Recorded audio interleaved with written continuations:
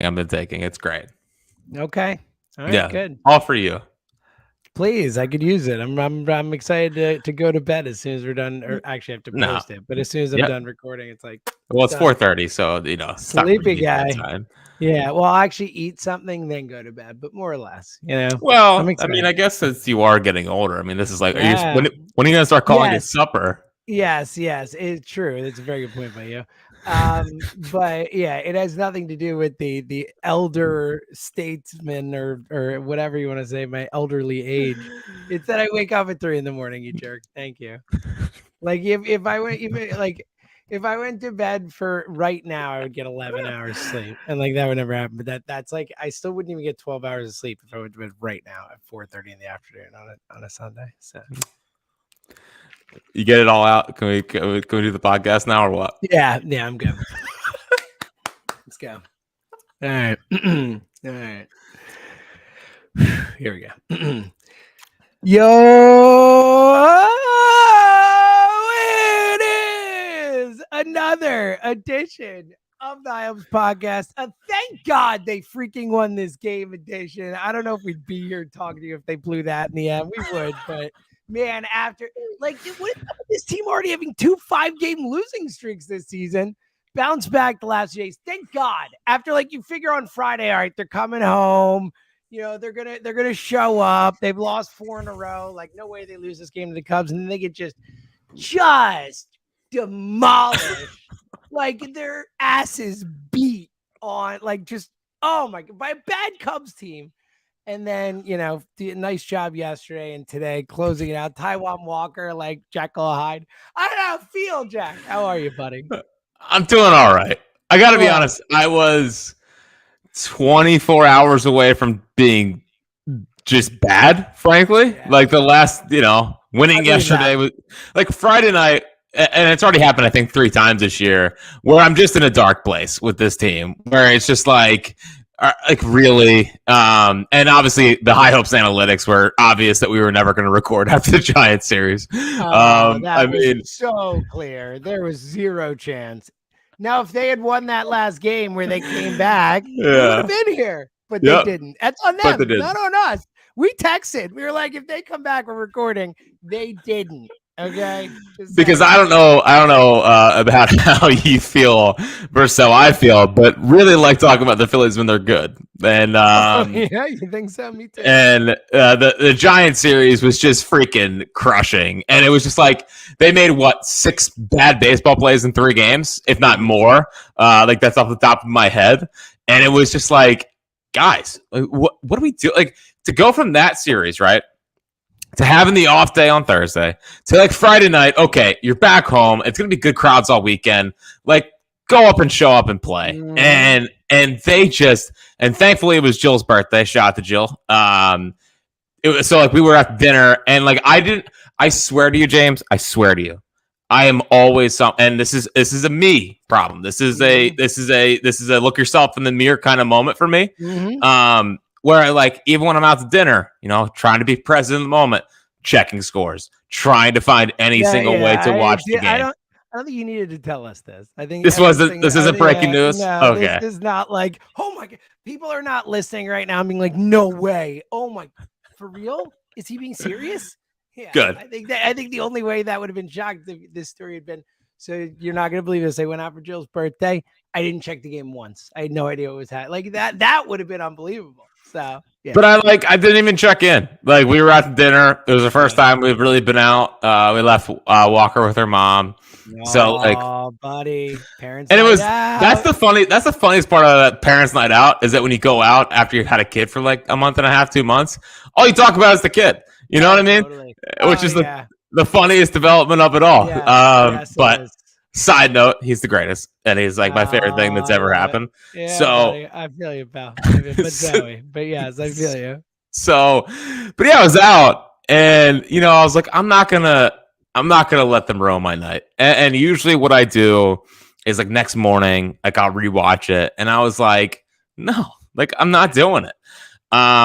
Yesterday, I was pretty despondent. I saw them go up 6-0.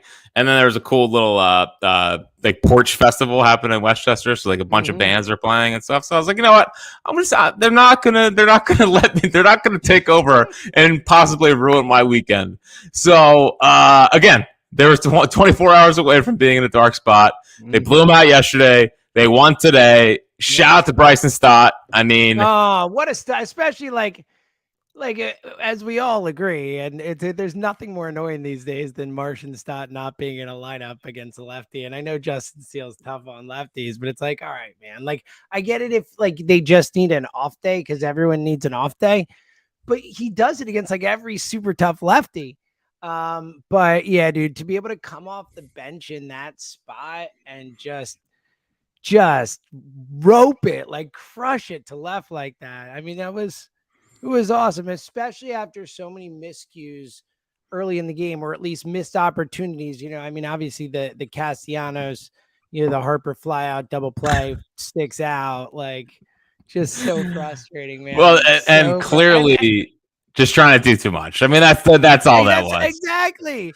And like people I was like, that can't happen. People are like, why? He's going for it or whatever. I'm like, are you like, it's a 0-0 game and there are no outs. Like, what are you doing? Like, this is crazy, you know, like, but whatever. Like, thank God they won that game. And thank God Craig Kimbrell didn't blow at the end. He looked good. Those first two batters, like, boom, boom. I'm like, yeah, dude. Well, and that's on me, though. That's on me because, like, as soon as he was like, bang, bang, I was like, oh, great. No, I said to myself, is he going to throw an immaculate inning here? Oh, no, you didn't. Yes, I did. No, I sure did. And then, by the way, Is Christian Morel the most underrated Philly killer of all time? Oh, I mean, he's been up for what, like half a year, and he's got like has to have 5 homers against the Phillies. Like, there's no doubt about it. Yeah. He's been crushing it lately in general. He's been awesome. Well, anytime you can keep Eric Hosmer on your opening day roster over Christian Morel, you just have to do it. I mean, like, are the Cubs serious? He's awesome, dude. I know, like, this is hindsight being 2020 that took 2 or 3 from the Cubs, but, like, I love Christian Morel. Yeah. No, I'm with you, buddy. I'm with you. He's really, really good. All right, let's get into the games we saw this weekend. Let's start with the good. I was going to start with the bad, but you know what? Because they do deserve it because we did, like, you know, yes, they won 2 or 3. Nice job, you know, squeezing it out against the freaking Cubs. You're too hard on the Cubs. I'm just like, right. You're too hard on the Cubs. Horrible. You're right. The Cubs are like a 78 to 82 win type baseball team. They're not horrible. Like they're like fine. You're right. That is fair. But like we'll start with the good because we haven't talked since the Giants series too. So nope, didn't happen. Let's start with honestly the biggest reason they won today. You know, Stott obviously the big hit, but Taijuan Walker was awesome finally again, and it's like this guy's so Jekyll and Hyde. I mean, the last one doesn't get out of the first inning. You know, gives up 4, whatever. He had the 8, you know, in 3 the other time, but then like sandwiched between like 6 innings, 1 run. Today, 5 2/3, no runs. It's, you know, it's frustrating, Jack. I mean, it was great today, but it's frustrating, you know. And look, maybe he puts together and get some consistency going. And he did pitch in the WBC, and I don't love the WBC as an excuse for everything, but you know, who knows? You know, maybe it is different to have like a different spring training for certain guys, or less starts than you would, or less work than you would. Who knows? But do you look at Walker more the guy who it just is completely inconsistent start to start, or do you think that the stuff he did today he can build on and be more consistent? Well, first off, the World Baseball Classic stuff is so funny because like Ron Acuna is. Oh yeah, exactly. He's having one. He's like leading the league in everything. Yeah, that's exactly right. Play the role, but I think he's plus 150 the last time I checked for MVP, which is insane. It's way too early in the season for that, but that's insane. Yeah, it is. So my thing with Taijuan is that, like, I think he's been pretty good. Like the last 4 starts, I know like it was a disaster against the Giants, and I think what happens a lot with baseball talk and baseball conversation is that whatever happens the first 2 weeks of the season, like, define the next couple of months. You know what I mean? Like, the young hill, like, I think Stott's bouncing back, but like Bowman Marsh haven't been very good for a long time now, and people are like, well, they're having great years. It's like, well, that's because they're hitting like 400 for the first. So, you know, and hopefully they can. Stott too before recently. I mean, he's had good at bats the whole time, but I mean, as recently as like a week ago, his OBP was hovering around 300. It might still be that, somewhere. I think it's like 320 now, but yeah. Okay, yeah, but that's he's on a 7-game hitting streak. So no, he's been much better, but that's the point. You're right. All three of those guys, predictably, fell off a little bit from their blazing hot starts. Right. So I think with Walker, beginning of the year, like he wasn't great, and like he had the bad start against the Giants, and everyone's like, "Well, there it is." It's like, well, I mean, I think is he going to be great? No. Is he going to be pretty good most of the time? Yeah. Like I think he's going to throw in some stinkers. It's going to happen when you're dealing with someone that's not as consistent as you would like to see. Yeah, because he had that 8-run outing semi-recently too. Like it wasn't, Right. I know the start of the season was rough. Then he settled in, but then he had that 8-run outing like a week and a half ago or whatever it was that was tough too. Yeah, so well, like the 2 bad ones in the last 4 or whatever. It's well, that's the funny part about that's like the bullpen too. Like if you look at Kimbrel, Soto, Seranthony, like all 3 of those guys, I think we have a pretty good amount of faith in. But all their ERAs are like 4 or 5 and above. I know, it's hilarious. It's and it's not like really indicative to how those guys are throwing. It's just like they've had blow up outings. So, sure. I think and I know this is going to sound simplistic or whatever, but I think it comes down to fastball command for him. Like if he can locate that fastball, then the splitter makes more sense off of it rather than just going to like a ton of splitters or whatever. Like he has to at least have the show of I can still spot my fastball when I need to. And today I felt like he threw more cutters, which I think is needed. I don't think you could just be fastball splitter and expect to get a ton of outs. So, I think it works for a little bit, but eventually these hitters adjust to it. So maybe it feels like they've kind of ditched that slider. I remember the slider was really good against the Yankees, but they've kind of gotten away from that. And now it's like more cutter heavy. So if his repertoire, it seems like they can't figure out what they want to do with him. I think the splitter thing is there, but then it's like, okay, what's the secondary pitch? Do you want it to be the cutter? Do you want it to be the slider? He threw like one curveball today, and I was like, I didn't know he had that in his arsenal. Now, it was like a get me over 71 mile an hour curveball. It wasn't anything that was like going to rewrite the history book on pitching. But, it feels like they have a different plan for him every game. 3 starts ago was like, all right, you're going to be an 80% splitter guy. It's like, well, like for a reliever, I understand it. For a starter, I don't think that works. Yeah, it's not sustainable. Right. So I just think that maybe they need to get a better feel for who he is as a pitcher. But it feels like to me right now, they're very not sure of what they want out of him, which is like a tad annoying from the standpoint of like you signed him for the contract. Yeah, you could have had anyone out there and you targeted him. And well, at least it wasn't Taiwan or Jameson Taillon.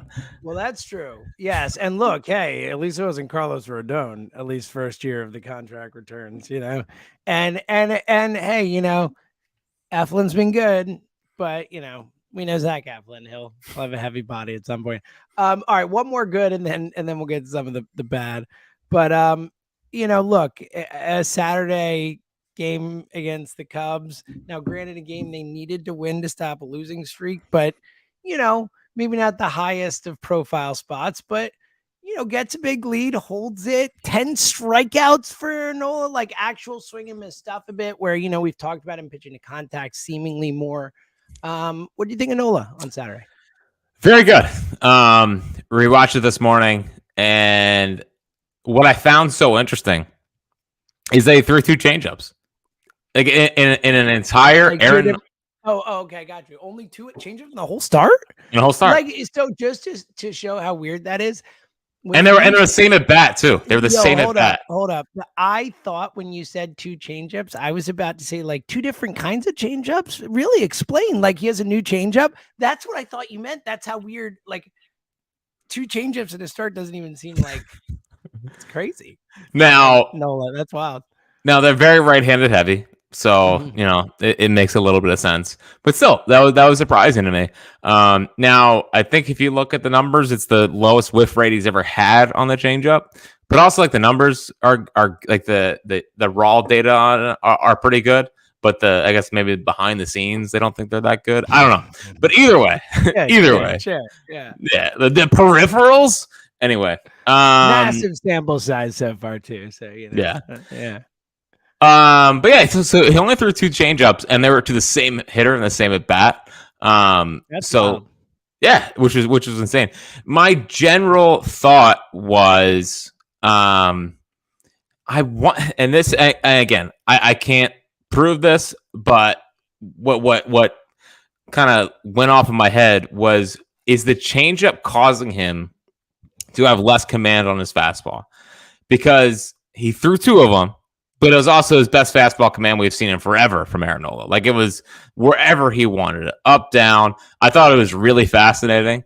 To righties, it seemed like, okay, we'll try to hit down and away a fastball.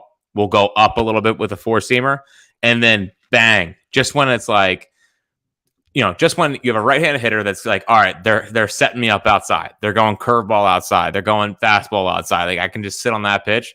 I thought he did a great job of just being able to rush guys in on 92 on the hands. And he had a lot of broken bats, a lot of ugly swings. So I thought that was an interesting kind of plan. And that was something that, in watching and knowing the only through 2 changeups, like, is that the kind of plan going forward? Because he was able to just dot both sides of the plate, which we haven't seen from him, I feel like, in a while. So I don't think it's going to be the plan going forward, because I think that changeup's been a pretty good pitch for him. And against lefties, like, I don't know what the out pitch becomes, unless you just like want to just rely on that 2-seamer that starts at the hip or starts at the shoulder. But other than that, like, I don't like his curveball at all to lefties. So it's going to have to be there. Like, the cutter up and in could work, but I never trust the cutter. But either way, just something to kind of file away as, like, what if that's something that kind of gets, and he was sitting 94 in the 6th, which I thought was also an important development. So it was one of those, it's a little interesting Aaron Nola start for sure. Look at that. That was some like old school Fritzy pitching breakdown analysis right there. Good stuff, pal. Look, I think we'll have a better feel. Nola, big start coming up. His first team, first time facing the Braves this season, which is wild. We faced our division like so little this season. It is really insane. Like, but regardless, this is what you wanted. This is what you and you other fake baseball fans wanted. Is a balanced schedule. I'm not loving it so far. That's all I'll say. All right. I might be willing to rescind that opinion. But we'll see. That's a big one on Thursday against the Braves.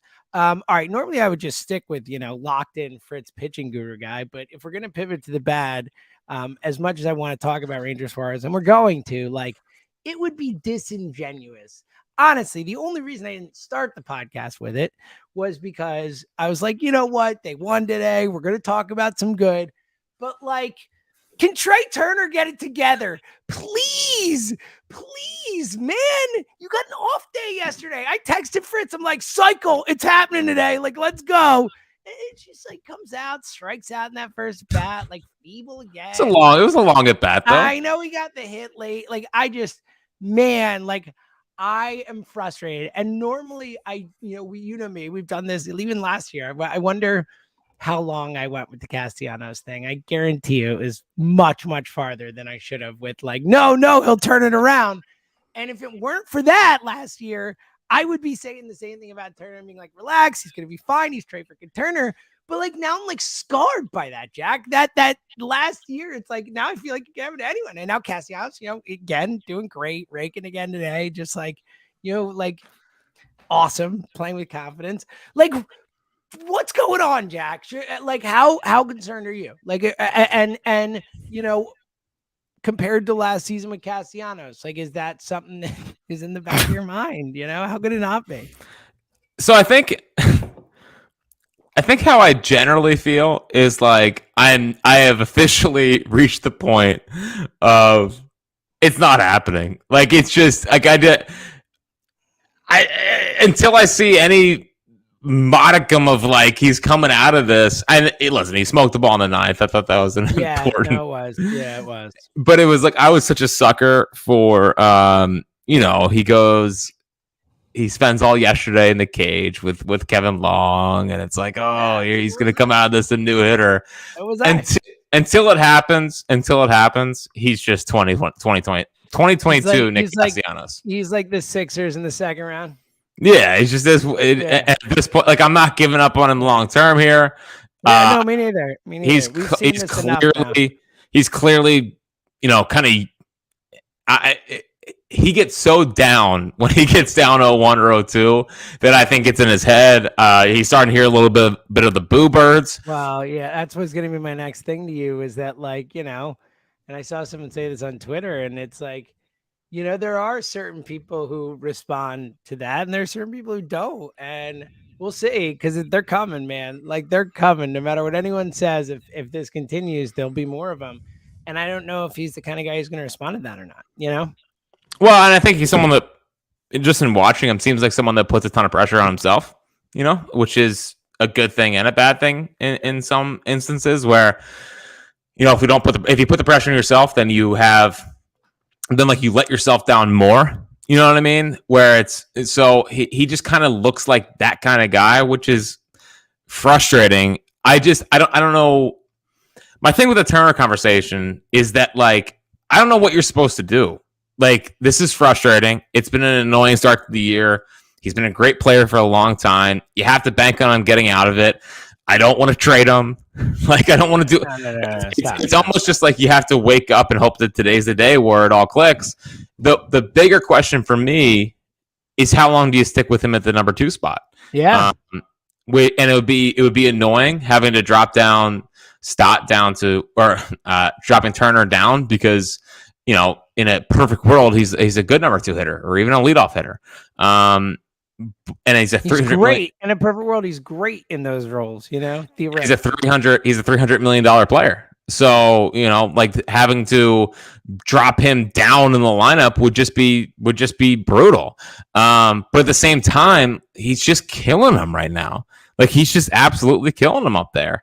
So maybe that hit in the 9th was something that kind of gets him going a little bit. But man, it's just, I don't know what you're supposed to do. I don't. And I don't envy Rob Thompson and the Phillies, because obviously you want to just keep trotting him out there until he gets it right. I mean, like, you have to play him. Like, you can give him off days, but, like, he's got to play. Like, it is what it is, you know? Yeah. It is what it is. I know. But yeah, I refuse to believe his whiff rate's going to continue to be this bad. I just refuse to believe that 93 is going to continue to be able to beat him. It's just it's unfathomable. But Nick Castellanos couldn't hit fastballs when he got here. Bryce Harper couldn't hit fastballs when he got here. I have no idea why, but this is kind of just the rite of passage when it comes to being a big free agent signing here. Pod. I almost said what a bleepy rite of passage. I think you can figure out what I was going to say there.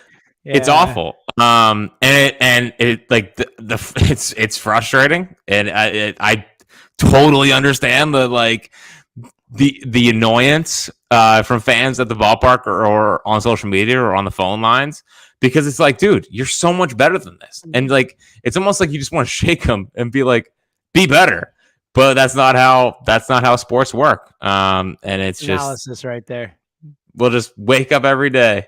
Just wake up every day and think, hey, maybe today's the day. Well, I did. I woke up today. That's what I did today. I woke up today and I texted you and I was like, we're going to be podding about a freaking cycle finally, which is also just wishful thinking, because I know it's going to be like some random Wednesday night when I want to go to bed the second the game's done. I'm going to have to do it. It's a road game too. It'll be a road game. Yeah, someone in the cycle.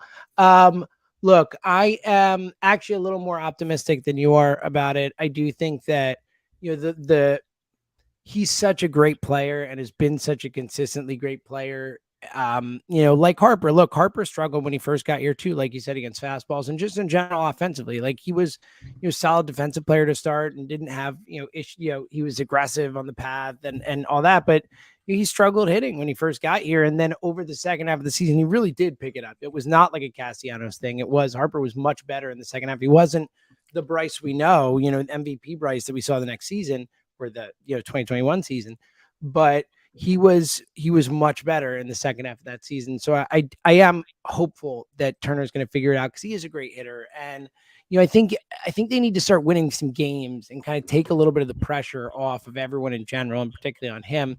You know, the more frustrating thing for me is seeing the defensive miscues and all that type of stuff. And, you know, clearly, it does feel like this offensive slump is getting to him across the board, and it's kind of getting in his head a little bit. And that's the stuff that I get concerned about, because then it is much harder to pull yourself out of it, and then it's not just fix a mechanical tweak and figure it out. It's like, oh, my mental, I'm not right with what I need to, where I need to be to succeed at this really hard game. I need to get it together and figure out, get some of that mental toughness back. So, it's going to be, it's frustrating, but Yeah.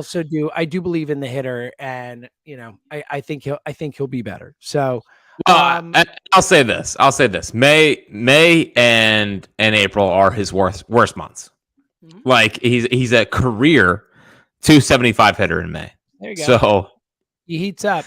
I think and then he goes 303, 299, 324, and 300 in September. Yeah. So look, there are guys who always like that. Mark Teixeira used to be like that. He always just time to heat up, and he stunk the first half of the season, was great the second. I mean, Ryan Howard had a lot of seasons like that where he was uber hot in the second half.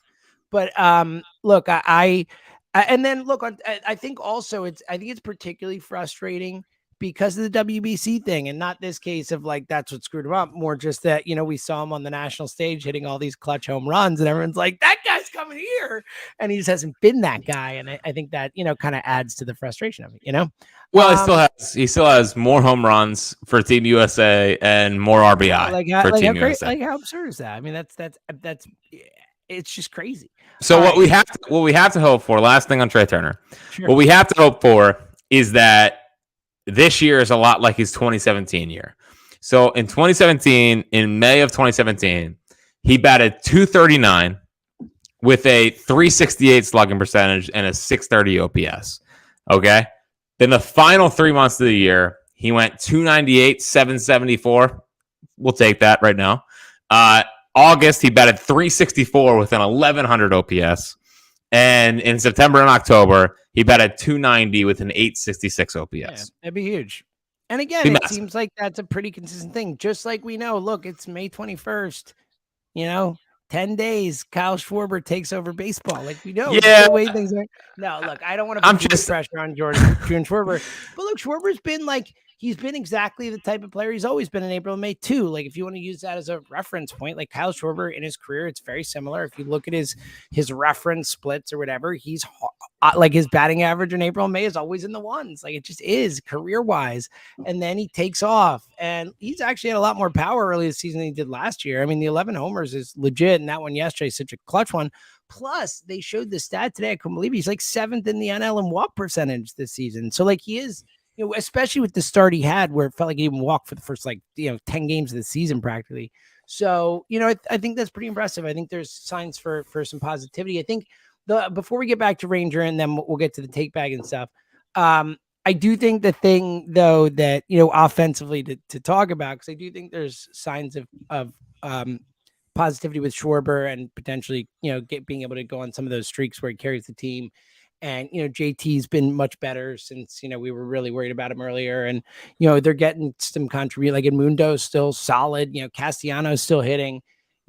I think Stott did. I think Bohm's going to kind of get back to water finds its level. Marsh, where they're not as good as they were to start the season, but they're going to not be as bad as they've been the last month or whatever, Well, especially when Mickey's doing what he's doing out in LA. Oh, buddy. Come on, man. Come on. But what do you make? Is there anything to, and obviously we haven't talked since that Giants series, and that was a big part of it, but this, continuous runs where this team this season is put up, mind-bendingly horrible stats with runners in scoring position, or just runners on base in general. I mean, was the number 1 for 45 or something over a stretch there during that losing streak? What is that? Because I always say, all right, they'll figure out they're too good at hitters, but it's 1 for 45. I'm what do I do with that? What do I do with that? Well, the thing with the runners in scoring position thing is that obviously when the numbers start getting that bad and they start hearing about it, whether it's post game, whether it's on social media, then it's just oh, bleep. We got when JT got out yesterday with the bases loaded, and it was Schwarber's coming up. There was a grand slam was the last thing that I thought was going to happen there. We all did. So well, that's today when Castellanos got thrown into third. Someone I tweeted Cam, and someone responded they would have stranded him on second anyway. Who cares? And it's like, yeah, you're right. That's fair. Like, I Yep. can't argue that, Yeah, so I think eventually it starts getting into their heads, which is annoying. But it's almost like you just have to wait for it to break. I know that's like simple, but like you have to just wait for it to find its level, and then hopefully they get on a run with it and they start to get comfortable doing it. Well, guys will get hot. Like guys will start to like Harper will carry this team for a stretch, or at least is the idea, right? Harper will carry this team for a stretch. Schwarber will carry this team for a stretch. Turner hopefully in the second half can do some of the stuff we were just talking about and carry the team at times. So like, I do that. Yeah, well, he's already doing it. He gets no rips. Like I think it's somewhat fluky, and to your point, can somewhat snowball on teams. And I don't think that just because it's been that way up until this point of the season means that it's going to be that way the rest of the season. But it is to the point maybe before just when you see those numbers, you're like, all right, well, it's like when the bullpen used to come in when they had the lead a couple of years ago, where it's like, well, how are they going to mess this one up? This isn't going to work out. Yeah. Which is even not the players we talked about. You could see like Bryce Harper, they would go to the bullpen and you'd see him like slump, his shoulders slump in right field because he's like, all right, here we go. Yeah. It was not a fun place to be in as a fan. So I don't know. Like, there's nothing you can do about it. Like, what are you going to do? Like situational baseball practice? Like, we're back in. We're going to play 27 outs. Like we're back in Little League or whatever. Like, they just got to figure it out. I don't know. Like, the strikeout numbers have been annoying. Feels like they're striking out a ton. Especially Turner, as you pointed out. I mean, he's like been up like 27% or something. It's like he's like others rookie year. He's like never been above 20. Like he's at 27%. Nuts, man. Awesome. That's great. Yeah, love to be here. Awesome. Love to be here. So so like I don't know. I just think that eventually they'll break through. They won't be that bad. They're pretty good with in that situation last year. So and they added Trey Turner, which is supposed to be, put them over the top, but has not worked out yet. So I don't know. It's the worst, like not being able to score runs when you have. It's the most frustrating thing in the world. It's that and a bad bullpen. It's such a great comp by you because those are like the two most frustrating things to have a team that either can't protect a lead or teams that can't score runs with their runners on base. Like it's like the two most annoying things. Well, especially when a team's as talented offensively. Like, there's no way this should be happening because they have enough guys in there. When they're also not hitting enough home runs in general to kind of make up for not getting those hits. Of course not. Like before, no, was it before the Cup Series or Saturday morning? I forget. But like I looked it up. Like they're batting .239 in May. They have a 23% strikeout rate, which was 7th in baseball. Mm-hmm. They had 12 home runs, which was 6th worst in baseball. Like, and you go up and down the lineup, and it's like that can't happen. I know. That can't happen. It just can't. Like especially with the way the pitching staff is going right now. Like you can't have your offense. The team. Yeah, I'm with you. It's how 08 was. Yeah, you got to pick up your teammates. Like that's like. Like in any sport, if it's an NFL team and your defense is sucking on that Sunday, guess what? Offense got to pick up the slack. Like that's how it works. Or if, Jonathan Gannon's your coordinator, offense always has to pick up the slack. All right. Just why don't you throw Ranger into the take bag? Let's get to the take bag, but I want to hear your thoughts on Ranger and his outing on Friday because, it was frustrating but also, he's working his way back, but I think that the thing that really stood out there is the lack of command from Ranger, where it's, that's obviously his hallmark. And I don't know if that's just working his way back in, but what do you think of Ranger's outing on Friday that obviously turned into a disaster game once, shout out Slider Guy, tough outing for our guy, Slider Guy. Didn't watch it. Don't know what happened. So it was not, well, it's funny. He's still great. He had a strikeout where it was like, a couple like 6 sliders. And I was like, ooh, Slider Guy. And then it was like off a cliff from there. He's nervous. He was nervous. So in watching Ranger, it's almost like I know the command thing is there. Clearly not like where it should be. But I wonder if the new plan for teams against Ranger is make him get into the strike zone. Like if it's a ball out of hand, don't even swing at it. Because then watching the Cubs, at bats and watching how they were attacking him, it was like anything that was close or around the corners didn't even swing at. Like didn't even look like they were attempting a swing at. And it looked to me like they were waiting, force him to get in the zone. And if he gets in the zone, then you were able to hit him. Whereas what makes Ranger good is obviously he has good command, both sides of the plate, whatever. But he also gets guys to chase on his changeup. He gets guys to chase outside the zone on his sinker. The curveball's not there yet. But what they're doing this year to him is either trying to get him up, because he's a guy that tries to live with the knees, and saying, okay, if it's down, we're not even taking a swing at it because it's not worth it for us. And now they're trying to force him to get in the zone. And then when he's in the zone and he's up, obviously his sinker is not going to be as good because it's going to flatten out. His changeup's not going to be as good because it flattens out. So I don't really know how you combat it other than you make quick work of guys and they have to expand the zone or he has to get corners. But that looks to me like the new plan of attack against Ranger Suarez. And frankly, I think it's pretty smart. Yeah. Force him in the zone. Don't chase. If it's down, let it go. And bring him up into the strike zone because when his stuff is up, everything flattens out and they can take advantage of it. Yeah. All right. Well, hopefully it can. Yeah, well, I mean, look, that can be combated by pinpoint control, and that can be combated by throwing pitches that they think is going to be out of the strike zone and is on the edges of the strike zone or whatever, So, we'll see. But, hopefully it's not a cheat code against Ranger. Yeah, I picked him up in every fantasy league and used a waiver claim on him, so hopefully not either. Yeah. All right. That's the reason. You're right. By the way, your boy bet the Phillies -1.5 today. So, sweet. Thanks for that homer, Craig Kimbrell. All right. What else you got to take back? So they claimed Dylan Covey off waivers. How does that make you feel? Ever? How's that? Start the game on Tuesday.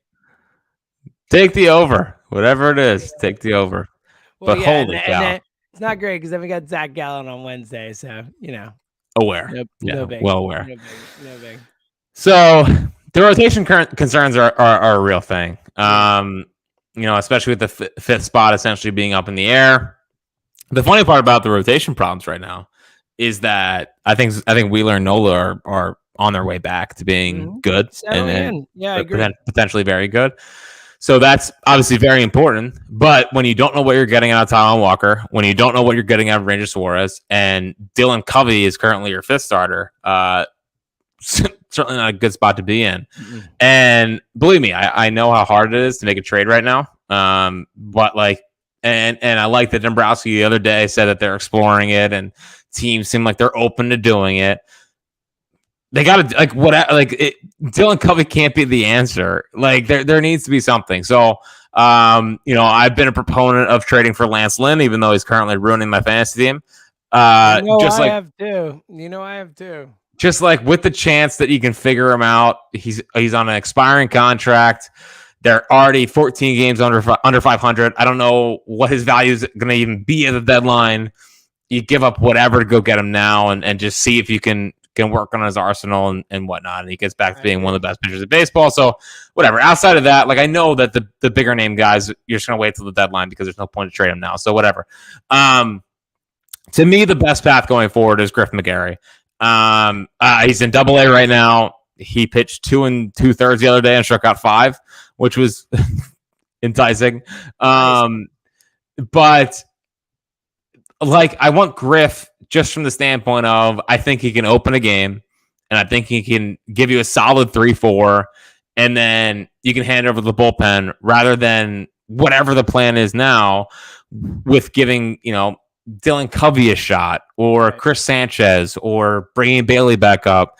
At least with Griff, you bring him up and there's the upside that as he gets rolling, he can turn into something. I just think that just has the best stuff of those guys without a doubt is the point, Yeah, and if you told him, hey Griff, give us 3 innings of your max stuff, and then we'll figure it out from there, Yeah, and then we'll work Strami or whatever. Yeah, for sure. Yeah, I mean, he's coming back from an injury right now, which obviously stinks. But like he shouldn't be in AA that long. He could get big league hitters out right now. He's 24, 25 at this point. Like I like Mick Abel, I understand not bringing up. He's 21. He's still walking a lot of people. Fastball command isn't there yet. With Griff McGarry, like just bring him up and see how it goes. Mm-hmm. Like it might be that spark. Covey, you're starting Dylan Covey. Yeah, and this team over. This team needs a spark somewhere. Like you can't fire the manager this year. You can't fire him. Nor should you, despite it. He's been frustrating at times, but nor should you. So they need something to kind of jumpstart him. We're not going to talk about that series anymore. But how do you not bunt Josh Harrison in that game? He came back and then ended up losing. Like, how do you not? Like, what are you doing? What are you doing in that spot? All right. Anyway. Well, and then to make matters worse, Gabe Kapler had Joey Bart, who no way he should be able to get a bunt down, and then the Giants. How about the fact that they're 3-12 against Kapler since he's left? Like they're 3-12 against Kapler. I mean, whatever. All right. Back to the point you're making. I'm right there with you. I actually think I'm happy they're looking, and we've said for a while, we both said like, make the trade now. Like kind of no matter what happens, you hope Painter is able to contribute at some point, but you don't have a fifth starter that you can count on in any way, shape, or form. Like if you're saying like, let's hope the 19-year-old who has had some elbow issues this early season comes back in July and saves the season, like that's a horrible strategy. Like that's like an icing on the cake hope. Like they're gonna have to go get somebody. Like they don't, and we gotta hope Rangers better. We gotta hope Taiwan's better. Like all that stuff. And obviously Nolan Wheeler are back to where we hope they are. We have to hope for all that stuff. It's all hope in a lot of ways there, but you can't leave this fifth starter thing the way it is that much longer. You just can't. And the trade deadline is still 2 months away, over 2 months away. Like can't do that. You can't do that. You could fall too far. And look, I know that they are lucking out because the NL is pretty kind of clumped up there outside of, of course, the freaking Braves and the Diamondbacks and Dodgers. Actually, the Diamondbacks are not that many games above, but it's everyone's kind of the same. Everyone other than some bad teams. So, a lot of the teams in front of the Phillies aren't teams you worry about long term, like the Pirates, the Marlins, whatever. But you never know. But the point is, you can't just keep losing games. You can't keep giving away games when. If you're ultimately in for this season and you're going to trade for a pitcher at the deadline anyway, like, you know what? I'm okay overpaying a little bit to get that extra 2 months of starts from that pitcher, So there's, I think this team really has to consider being aggressive here with this spot. Cause I'm right there with you. Cause I think, we think the offense will get better and, yes, it's not ideal that, Rhys Hoskins isn't coming back, but Derek Hall could come back. Who knows? There's other opportunities potentially there where some guys can step up and they have enough talent offensively. And I think, even though there have been hiccups, I think both of us, as we've talked about many times, feel good, especially with Strom back there, about the bullpen over the span of the season and moving forward. It really comes down to that spot. Like that's the spot. That's the biggest Achilles heel on this team is the 3, 4, 5 starters on this team. And 2 of them, you just got to hope they get better. And one's, coming back from injury and we'll see, but like that fifth spot ain't going to get better. Not in any time in the near future. And you can't afford to ride with Dylan Covey or Christopher Sanchez, or even like, look, give Griff a shot, but like Griff probably can't be the long-term solution there either. So, I'm right there with you. I think I think they really need to make a trade. And the struggle of this all is that maybe teams don't want to do it right now, and that's like a very fair. Is a problem. Yeah. So you'd have to meet what they want or give up a little bit more, and I'd be curious to see if they want to do that. The teams that are willing to trade now have more leverage because of that. Because exactly. Yep. So go ahead. So in the meantime, I give Griff a shot to see how it goes. I appreciate that. Yeah, no problem at all. Nice of you to give him a shot. All right. I'm so sick and tired of having to hear like older baseball people continue to complain about the pitch clock and like every little thing that goes wrong. It's like, oh, well, I thought there wasn't a clock on baseball thing. It's like, can we not understand that it's been a big win for the sport? It has saved the game. It has saved the sport. I think it's the most important thing that baseball has done, maybe in my lifetime, like certainly in the last 20 years. Like, shut up. That is my official take to anyone who is bitching about it. Like, when we get to the playoffs, we can discuss it again and see how that goes. That's a different beast. But stop. I just want people to get over it. Like, listen, so obviously in a perfect world, you would love for pitchers to get up on the mound and go throw and whatever and move the game along. But they weren't doing it. Like, they weren't doing it. They were slowing it down, and it's all being slowed down for no reason. It's like, I'm sorry it hasn't been perfect from day one, but every little thing that goes wrong, it's like, oh, well, you'd think they had this ironed out since this is it's like, can you just look at what it's done from a positive standpoint? Attendance is up, ratings are up. Like, people are talking about the game. I feel like I see national like sports people talking about the game way more than they did before. Like, all of it. It wasn't going to correct itself, and I know that's been the long, gripe against these kind of things. Like, well, the game polices itself. Well, it didn't from this aspect. So. Like, oh my gosh, every single little thing. It's like, well, shut up. Just shut up. Like, this is why people hated baseball for like 10 years, because these old broadcasters would be like, well, this is awful. Like, this is why even pay attention. Just enjoy it. Okay. Oh my God. It's awful. Anyway. Outstanding take. I couldn't agree more. It's just like, oh, every second you're going to complain about it. Buddy, I'm with you. Stop. It's been an overall win. I'm sorry it hasn't been perfect. I'm sorry it's not the 80s. Yeah, we're done. Anyway, we agree. Bryson Stott has made a clear adjustment to pull the ball in the air more, which has been a positive kind of move here. And he's had a couple home runs in the last week. Yeah, the one in Colorado out there, and then that one was Colorado, right? No, it was the Giants. It was Giants in San Francisco. Yes. Yeah, either way, I'm with you. It was noticeable. Yeah, he's starting to pull the ball in the air, which is an important development for him. Because he does. That's probably the only real home runs he's going to hit. Yeah, his bull side with power. He's not. I'd be surprised, let's put it that way, if he hits an opposite field home run where it's like a tank shot. So, him developing into early in counts, okay, I'm going to take this and drive it, pull side, and then late in counts, I'm just going to flick it the other way, is a good plan, in my opinion, for him. And then, obviously, the final thing here, which I know, given your current state and how much you would like to go to bed, yes. Oh God. And I'm sorry in advance, but it's almost that time, buddy.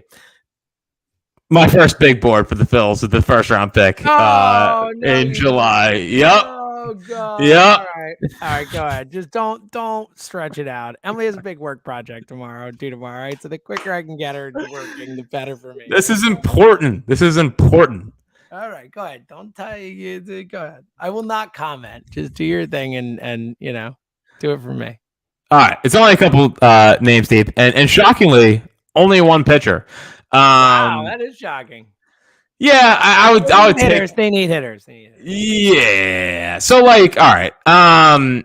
First off, I'm just getting into it now. Like, I was late to draft talk this year, but Walker happened, and I've now, obviously, it also enhances when the Phillies are playing bad. I start thinking about the draft, so I've been in a bad spot the last couple of days, and that's why I had to start digging deep into this.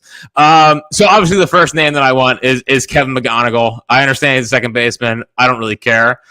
He's from here, and his favorite player is Chase Utley. So I need him so bad, and like he's being projected to be picked like 5 picks before the Phillies, which is just soul crushing right now. Yeah. Okay. Good.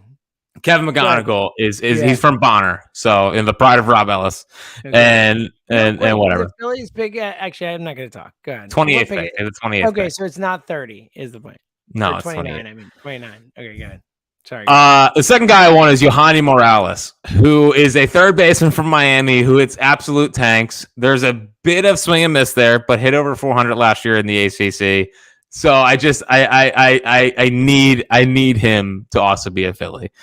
Colt Emerson is a shortstop / third baseman that has good bat to ball skills. And if him and McGonagall are very, very close. So if they don't end up with McGonagall, Cole Emerson's a good, solid value pick. Hurston Waldrep is just like obviously the most raised guy of all time. He's like six. He's buddy. disgusting, but like he has no idea where it's going most of the time. Either way, strikes out a ton of people for Florida. And if you believe in your pitching development, like he is someone they should be all over. Dylan Head, I believe, could be the next Michael Harris.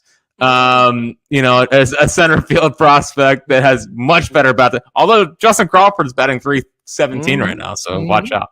Dylan Head, a lot of the draft analysts like him, so I'm all in. Colin Houck is a shortstop. That I think projects to be a third baseman. Just a beautiful swing. Just a beautiful, beautiful swing. Colin Houck is a name that I am all over and would love for the Phillies to bring home on July 9th. And could end up being the best shortstop in the class, Seltzer, if you don't believe me. And then my final name on my current big board. No, maybe I'll think of some more.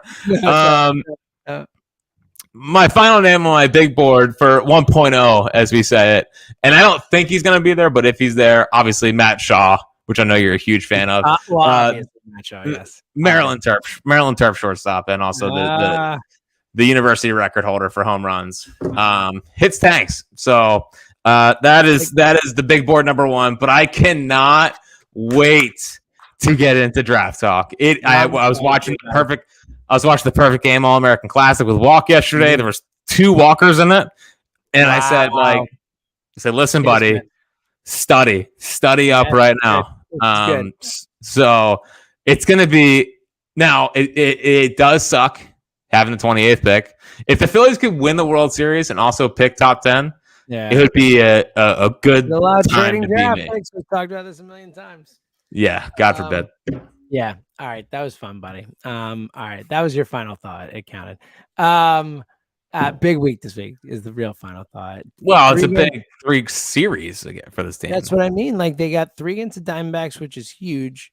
And then 4 against the Braves in Atlanta is serious, Gotta be honest, not looking forward to it. Like I don't want to do it again. I don't want to be back in Atlanta. I have very little hope, but let's get through the Diamondbacks first. We'll talk on Thursday after that series, and we'll see where we're at from a. Unless they lose 3 straight to the Diamondbacks, then we will not talk on Thursday. So, okay. All right. Until then, he's Fritz Seltzer.